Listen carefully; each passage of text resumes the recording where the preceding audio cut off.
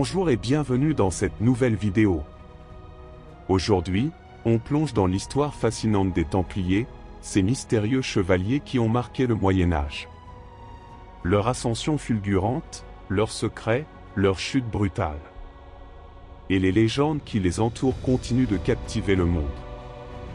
Était-ce simplement un ordre militaire religieux, ou les gardiens d'un trésor caché et de mystères inavouables?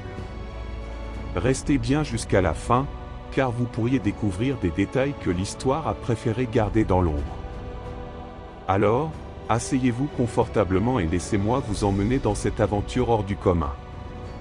Mais attention! Ce que vous allez entendre pourrait bien changer tout ce que vous pensiez savoir. Abonnez-vous et activez la cloche, car cette histoire ne fait que commencer. Prêt à lever le voile? Allons-y! Les Templiers et l'architecture gothique. Entre spiritualité et innovation. Les Templiers ne furent pas seulement des chevaliers et des moines. Ils furent aussi des bâtisseurs et des mécènes. Leur influence sur l'art et l'architecture gothique témoigne de leur quête spirituelle et de leur maîtrise technique. Aujourd'hui, explorons comment les Templiers ont marqué l'architecture médiévale, en contribuant à façonner l'un des styles les plus emblématiques de l'histoire, le gothique.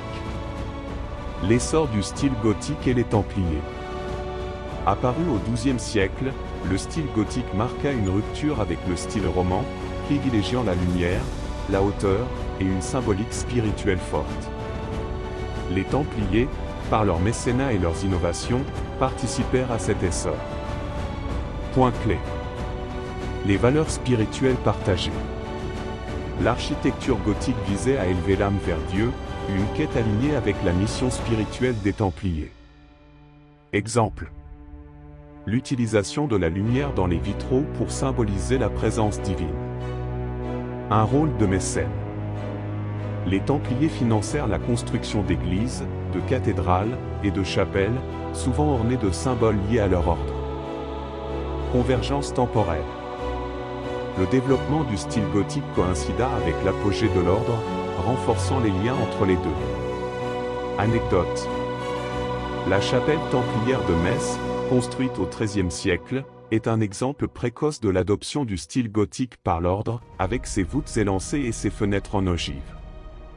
Les innovations techniques et les influences templières. Les Templiers, avec leur expérience de bâtisseurs en Terre Sainte, contribuèrent à introduire et à perfectionner des techniques qui devinrent des piliers de l'architecture gothique. Point clé. Voûte croisée d'ogive. Les Templiers, exposés à l'architecture islamique en Terre Sainte, furent parmi les premiers à adopter des techniques de voûtage complexes.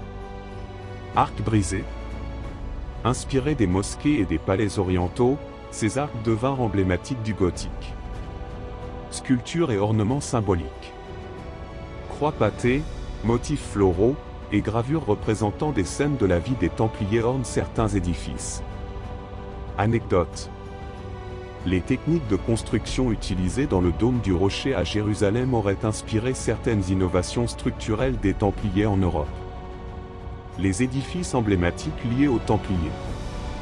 Les Templiers laissèrent leur empreinte sur plusieurs édifices gothiques, qui portent encore aujourd'hui les traces de leur influence et de leur symbolisme. Exemple. Chapelle de Rosslyn, Écosse.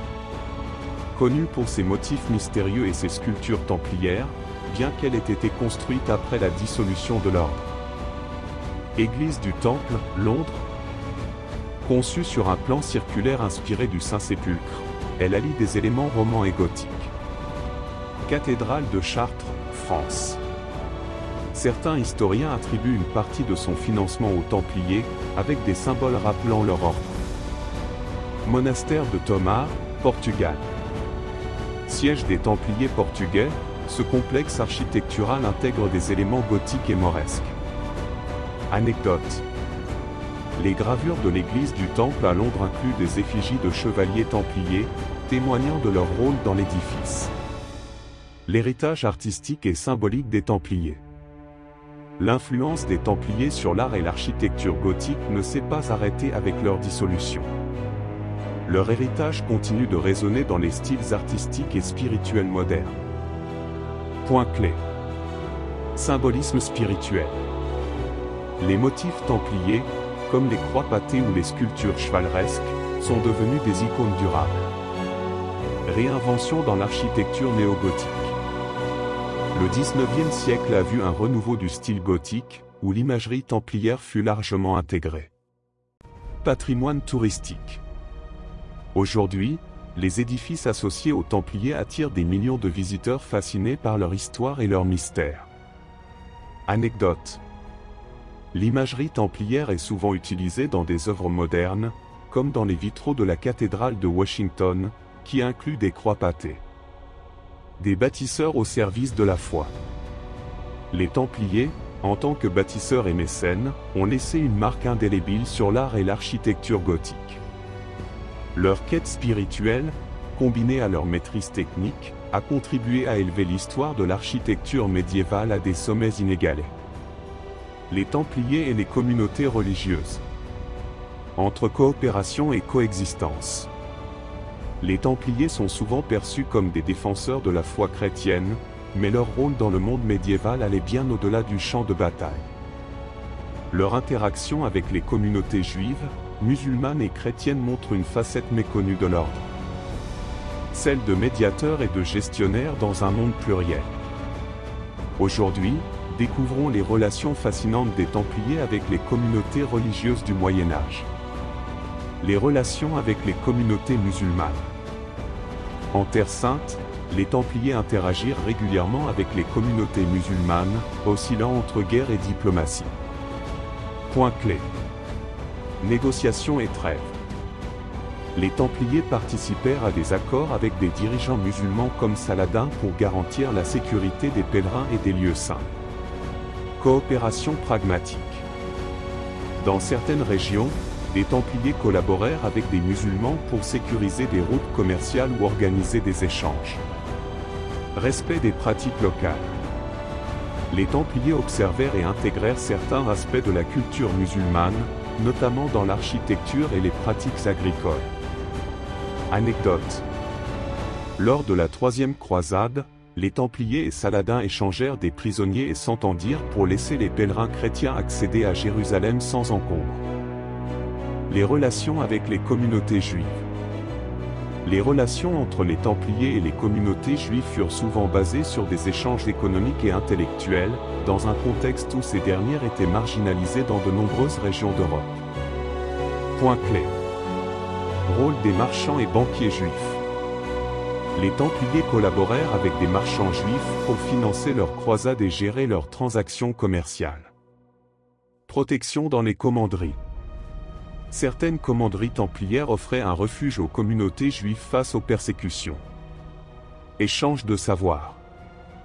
Les érudits juifs jouèrent un rôle clé dans la transmission des savoirs orientaux vers l'Europe, souvent en collaboration avec les Templiers. Anecdote.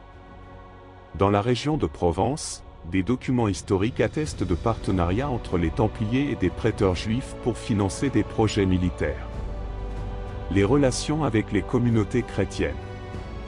En tant qu'ordre religieux chrétien, les Templiers entretenaient des liens étroits avec les autres institutions chrétiennes, mais ces relations furent parfois complexes. Point clé. Alliance avec les ordres religieux. Collaboration avec les hospitaliers pour protéger les pèlerins et gérer des forteresses. Influence des bénédictins sur la règle templière. Relations avec le clergé local. Les Templiers se heurtèrent parfois aux évêques, notamment à cause de leur indépendance vis-à-vis des autorités ecclésiastiques locales. Soutien aux pèlerins et communautés locales. Construction d'églises et d'hôpitaux pour les fidèles, renforçant leur rôle spirituel. Anecdote. Dans plusieurs régions, les Templiers financèrent des constructions d'églises locales, mais leur pouvoir économique provoqua parfois des rivalités avec les évêques. L'héritage des Templiers dans le dialogue interreligieux. Même après leur dissolution, les interactions des Templiers avec les communautés religieuses ont laissé un héritage dans le dialogue interreligieux et la gestion des différences culturelles. Point clé. Transmission des savoirs. Les Templiers jouèrent un rôle clé dans la préservation et la transmission des textes religieux et scientifiques entre l'Orient et l'Occident. Inspiration pour le dialogue moderne. Leur capacité à collaborer avec des cultures et des religions différentes inspire aujourd'hui les efforts de dialogue interreligieux. Un symbole de coexistence. Les lieux où les Templiers interagèrent avec des communautés juives et musulmanes restent des symboles de coexistence. Anecdote.